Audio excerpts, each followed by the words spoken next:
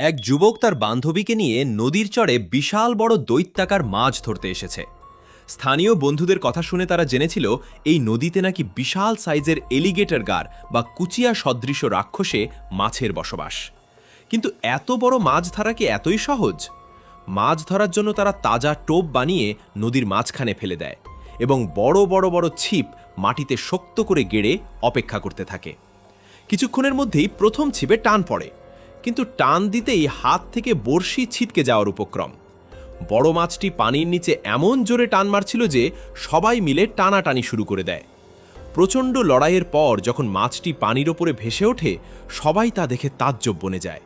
এটি সাধারণ কোনো মাছ নয়, প্রায় 1.5 মিটারেরও বেশি লম্বা এক দানবীয় এলিগেটর গার।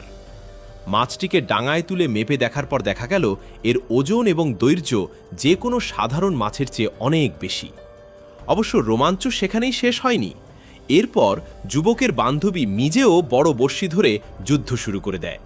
শেষ পর্যন্ত তারা মাছটির সাথে কিছু স্মরণীয় ছবি তুলে সেটিকে আবার নদীতে নিরাপদে ছেড়ে দেয়।